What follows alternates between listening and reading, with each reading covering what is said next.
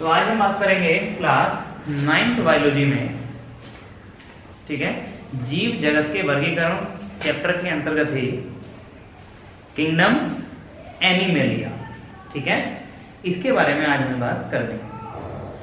ध्यान देंगे, देखो इस पृथ्वी पर जितने भी पौधे थे, जितने भी प्लांट थे, उनके बारे में हमने इससे पहली वीडियो में सभी बातें डिस्कस कर ली। आज जो हम बात करने वाले हैं वो करने वाले हैं जगत जंतु या किंगडम एनिमेलिया के बारे में। इस पृथ्वी पर जितने भी एनिमल हैं, जितने भी प्राणी हैं, उनका वर्गीकरण किस प्रकार से किया गया, ठीक है, वो चीज आज हम देखने वाले हैं। तो ध्यान ये देंगे, जो जंतु जगत है या जितने भी एनिमल हैं, अगर हम बहुत सामान्य शब्दों में इसे देखें, जितने भी एनिमल्स हैं उन सभी एनिमल्स को हम दो भागों में बांट सकते हैं, ठीक है। एक बांट सकते हैं हम प्रोटोजोआ और एक बांट सकते हैं हम मेटाजोआ, ठीक है। ये है प्रोटोजोआ, ठीक है, और एक ये दूसरी चीज है मेटाजोआ, ठीक है भाई। ये बात समझेंगे, जो प्रोटोजोआ है उसके अंतर्गत हमने सभी यूनिसेलुलर, ठीक है, यूनिसेलुलर, ठीक है, एनिमल के बारे में बात करेंगे। इसके अंतर्गत प्रोटोजोआ के अंदर हमने वो सभी प्राणी रखे हैं जो एक कोशिकीय हैं, अर्थात जिनका शरीर एक कोशिका का बना हुआ है। मेटाजोआ का मतलब है मल्टी सेलुलर,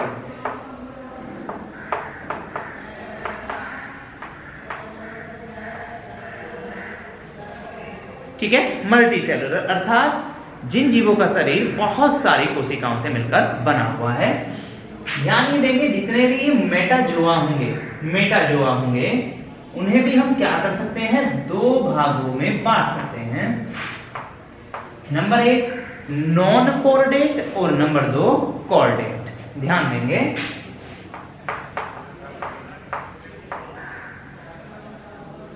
ठीक है, ये नॉन कॉर्डेटा, ठीक है, नॉन कॉर्डेटा और दूसरा कॉर्डेटा,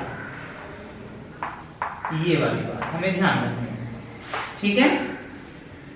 नॉन कॉर्डेटा और जितने, हमने सबसे पहली बात तो ये समझी है मल्टी सेलुलर, अर्थात जितने भी बहुकोश के जीव हैं उन्हें हमने कहां रखा है, सबको मेटाजोआ के अंदर उन्हें हमने रखा है। अब बात आ रही है मेटाजोआ को फिर हमने पुनः दो भागों में बांट लिया है। वो दो भाग कौन कौन से हैं, कॉर्डेटा और दूसरा है नॉन कॉर्डेटा। अब ध्यान ये रखेंगे, नॉन कॉर्डेटा कौन है और कॉर्डेटा कौन है, तो समझेंगे। नॉन कॉर्डेटा के अंतर्गत वो सभी सदस्य आएंगे जिनमें नोटोकॉर्ड नहीं पाई जाती, नोटोकॉर्ड नहीं पाई जाती, और कॉर्डेटा के अंतर्गत वो सभी प्राणी आएंगे जिनके अंदर नोटोकॉर्ड पाया जाता है। अब नोटोकॉर्ड क्या है, तो ध्यान रखेंगे, प्राणी के अंदर, ठीक है, पृष्ठ तल पर एक सीधी छड़, ठीक है, जो बड़े होकर बैकबोन या रीढ़ की हड्डी का रूप धारण कर लेती है, ठीक है। ये जरूरी नहीं है कि कर भी लेती है, वो रीढ़ की हड्डी में बदल भी जाती है और नहीं भी बदलती है, ठीक है। सामान्यतः हम छोटे बच्चों को या ऐसा बता दिया जाता है समझाने के लिए, जो छोटे बच्चे हैं, ठीक है, कि भाई नॉन कॉर्डेटा उन्हें बोलते हैं जिनमें बैकबोन या रीढ़ की हड्डी नहीं पाई जाती है, और कॉर्डेटा उन्हें बोलते हैं जिनमें रीढ़ की हड्डी पाई जाती है, ठीक है, समझाने के लिए, जबकि ये बात सही नहीं है। मेन चीज है नॉन कॉर्ड, ठीक है, नोटोकॉर्ड। नॉन कॉर्डेट या कॉर्डेट का जो हमने वर्गीकरण किया है वो किया है नोटोकॉर्ड के आधार पर। अगर नोटोकॉर्ड है तो कॉर्डेटा है, नोटोकॉर्ड नहीं है तो नॉन कॉर्डेटा है, ठीक है। और नोटोकॉर्ड क्या है, शरीर में पाई जाने वाली एक लचीली छड़, ठीक है।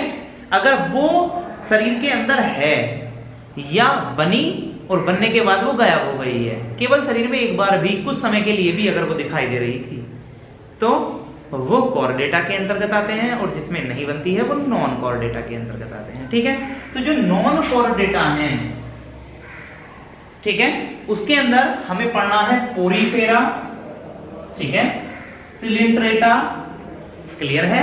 उसके अलावा Platyhelminthes, Nematoda, Annelida, Arthropoda, Mollusca, Echinodermata, ये सारी चीजें हमें इसके अंदर पढ़नी है। ठीक है, ये बात हमें पता होनी चाहिए। क्लियर है भाई? यहां तक ये बात हमें ध्यान रखनी है, आगे ध्यान देंगे। अब जो हम बात करेंगे वो डायरेक्ट ही सबसे पहले प्रोटोजोआ की बात करेंगे, और फिर उसके अंदर हम नॉन कार्डेट के अंतर्गत जितने भी ये, ठीक है, ग्रुप आएंगे उनके बारे में हम एक एक करके डिस्कस करने वाले हैं। ध्यान देंगे।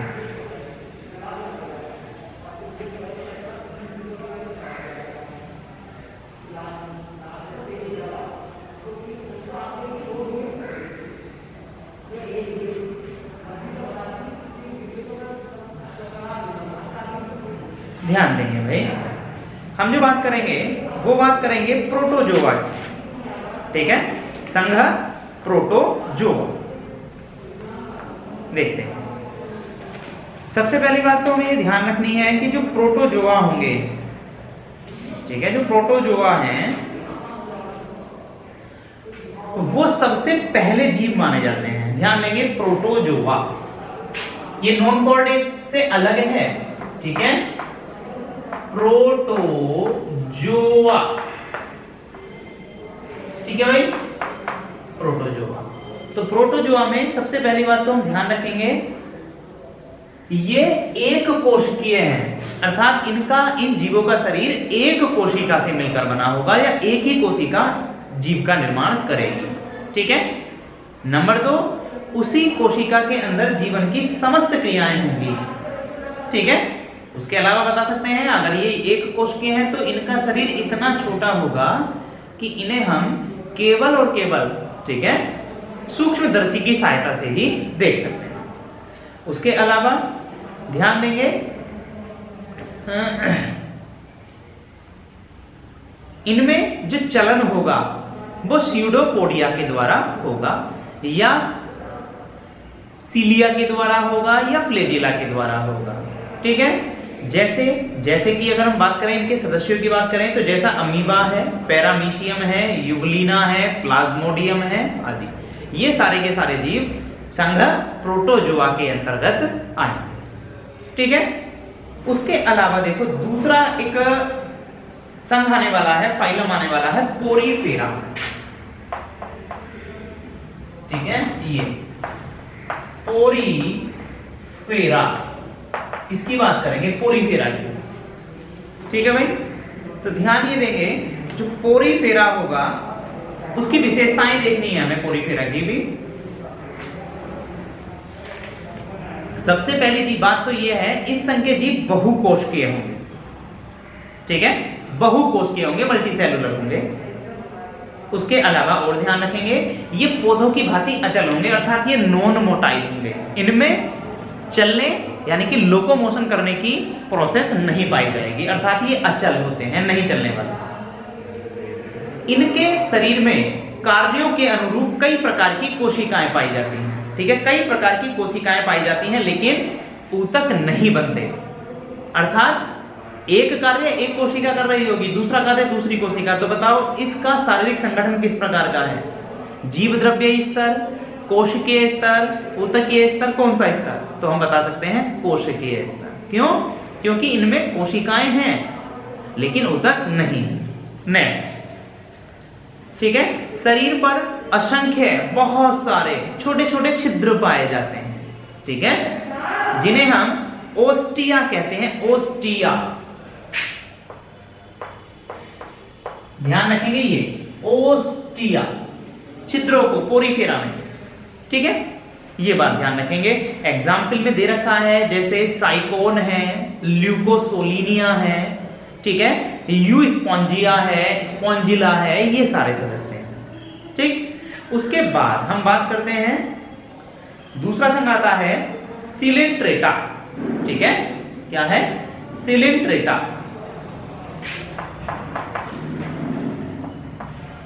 ठीक है, सिलेंट्रेटा, सिलेंट्रेटा ये आता है। क्लियर है, सिलेंट्रेटा।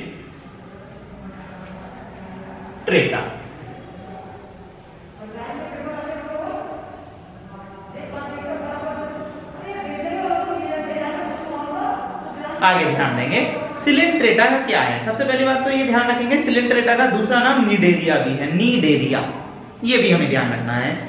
आगे देख लेंगे, इनके हम विशेष लक्षण देख लेंगे। इस संघ के प्राणी भी बहुकोशिकीय होंगे, ठीक है। नंबर 2, इनमें ऊतक बनने की प्रारंभिक अवस्था पाई जाएगी, अर्थात यहां ऊतक बनने प्रारंभ हुए हैं। क्लियर है, शरीर 2 स्तरों का बना होगा, अर्थात डिप्लोब्लास्टिक होगा, डिप्लोब्लास्टिक। इसे देखते हैं, डिप्लोब्लास्टिक, ये सब देखो। डिप्लोब्लास्टिक या 2 स्तरों का बना होने से क्या मतलब है, ध्यान देंगे। हम जितने भी प्राणियों की बात कर रहे हैं, उन प्राणियों का जो, ठीक है, शरीर बना होता है, वो शरीर कैसे बनता, ठीक है। अगर हम ये बात समझें कि मैं अपने ही शरीर की बात करूं, क्या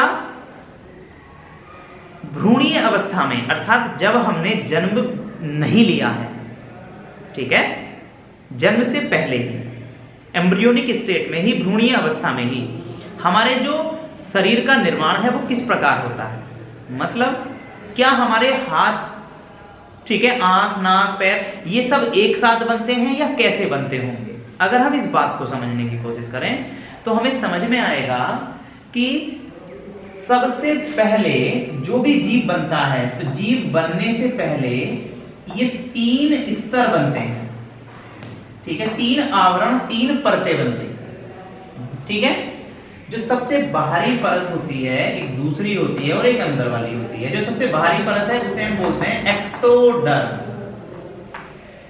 बीच वाली को बोलते हैं मीसोडर्म और अंदर वाली को बोलते हैं एंडोडर्म। क्लियर है, ये 3 परतें होती हैं, 3 स्तर होते हैं। अब ध्यान रखेंगे, इन्हीं स्तरों से हमारे बॉडी के सारे पार्ट बनते हैं। जैसे त्वचा एक्टोडर्म से बनेगी, ठीक है, बाल एक्टोडर्म से बनेंगे। समझ में आ रही है बात, क्लियर है। उसके अलावा खून मीसोडर्म से बनेगा, तो सारे बॉडी के पार्ट, ठीक है, इन्हीं 3 परतों से बनते हैं। ये तुम्हें ध्यान रखना है, क्लियर है। अब एक बात ध्यान रखेंगे, कुछ जीव तो ऐसे होंगे जिनका पूरा शरीर इन 3 स्तरों से मिलकर बना होगा। जैसे मैं मनुष्य की बात करूं तो हमारे निर्माण में ये 3 परतें भाग लेती हैं, इन 3 परतों से ही, 3 स्तरों से ही हमारा शरीर बना होता है। तो 3 को कल मैंने बताया था, एक शब्द है ट्राई, ये शब्द बताया था कि ट्राई का मतलब 3 से होता है, डाई का मतलब 2 से होता है, ठीक है भाई। तो ऐसे जीव जिनका निर्माण इन 3 स्तरों से मिलकर होता है उन्हें ट्रिप्लोब्लास्टिक कहते हैं, ट्रिप्लोब्लास्टिक। क्लियर है। और ऐसे जीव जिनका शरीर किसी भी, कोई सी भी 2 परतों से, 2 स्तरों से मिलकर बनेगा, ये तुम्हें ध्यान रखना है। ये 3 लेयर हैं, 3 लेयर में से 2 लेयर भी, ठीक है, शरीर का निर्माण करा सकती हैं, 3 लेयर भी करा सकती हैं। अगर 2 लेयर से हो रहा है जीव का निर्माण तो डिप्लोब्लास्टिक, और 3 से हो रहा है तो ट्रिप्लोब्लास्टिक। तो जो भी, ठीक है, सिलेंट्रेटा है वो डिप्लोब्लास्टिक हैं, मतलब उनके शरीर के निर्माण में कितनी परतें, कितने स्तर काम आए हैं, 2 स्तर काम आए हैं। तो ऐसे जीवों को हम बोलते हैं डिप्लोब्लास्टिक। क्लियर है, आगे ध्यान देंगे। नेक्स्ट है, शरीर के अगले सिरे पर मुख होता है। इनके शरीर के जो अगला हिस्सा होगा उस पर मुख होगा, और मुख पर भी स्पर्शक लगे हुए होंगे। स्पर्शक का मतलब है वो सेंस ऑर्गन, संवेदी अंगों की तरह कार्य करेंगे। क्लियर है, मतलब संवेदनाओं को बताने का कार्य करेंगे। नेक्स्ट हम देख सकते हैं, जो स्पर्शक होंगे उन पर डंक मारने वाली, ठीक है, दंश कोशिकाएं पाई जाएंगी, डंक मारने वाली कोशिकाएं पाई जाएंगी। इतनी बात हम ध्यान रख सकते हैं। और ध्यान रख सकते हैं, इनके शरीर में बहुरूपता या बहुआकारिकता पाई जाती है, अर्थात ये बहुत सारे रूपों में देखने के लिए मिल सकते हैं। इनका कोई डेफिनेट रूप नहीं होगा, अलग अलग रूपों में ये पाए जा सकते हैं, जैसे हाइड्रा है, ठीक है, मूंगा है, जेलीफिश है, ये सारे आगे ध्यान रखेंगे। अब एक दूसरा आता है, दूसरा एक फाइलम आता है जिसे हम बोलते हैं प्लेटीहेल्मिन्थीज, ठीक है, प्लेटीहेल्मिन्थीज।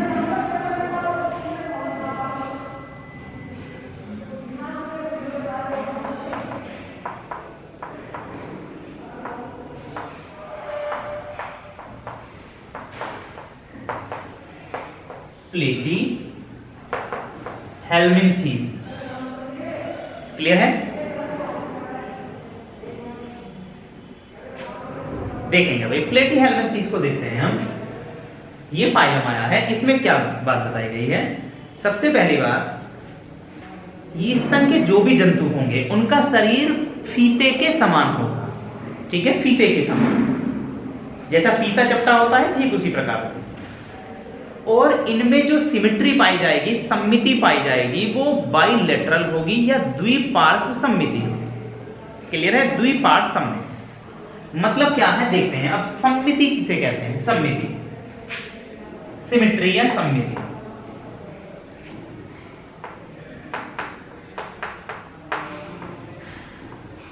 सममिति को देखते हैं,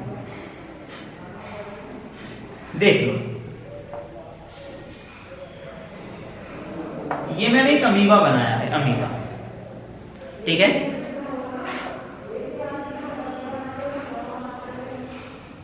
क्या करा है मैंने? इसे बीच से काट दिया है। अगर ये साइडें और ये साइडें बराबर नहीं है, एक जैसी नहीं है, तो ऐसी सममिति, सममिति का मतलब तुलना है, ये समझेंगे, तो उसे हम असममिति कहते हैं। असममिति, एसिमेट्री मतलब जब ये दोनों ही अलग अलग हों, कहीं से भी काट लो ये कभी भी बराबर नहीं होगा, तो ऐसे जीव को हम क्या बोलते हैं? असममित, ठीक है। यहां से काटो, ये साइड और ये साइड एक जैसी है क्या? नहीं है, तो ऐसी को हम क्या बोलते हैं? असममित, ठीक है, या असममिति। अब द्विपार्श्व सममिति क्या है? द्वि माने दो, पार्श्व माने साइडें, और सममिति का मतलब समानता से है। जैसे मैं हूं, अगर मुझे यहां से बीच से लंबाई से काट दिया जाए, तो मेरी ये साइड और ये साइड क्या समान है या अलग अलग है? समान है। अगर बीच से लंबाई से काटोगे तो यहां जितने अंग होंगे जो भी, ठीक है, हमारी संरचना होगी, ठीक वैसी ही संरचना इस साइड की होगी, तो ऐसी सममिति को बोलते हैं हम द्विपार्श्व सममिति, ठीक है, क्लियर है? द्विपार्श्व सममिति, बाइलेटरल सिमेट्री, ठीक है। कुछ जीव ऐसे होते हैं उन्हें कहीं से भी काटो तब भी उनकी दोनों साइडें बराबर होंगी, जैसे स्टारफिश। स्टारफिश को कहीं से भी काट लो, उसकी दोनों साइडें कैसी होंगी? समान होंगी, तो ऐसे को बोलते हैं हम अरीय सममिति, रेडियल सिमेट्री। तो असममिति,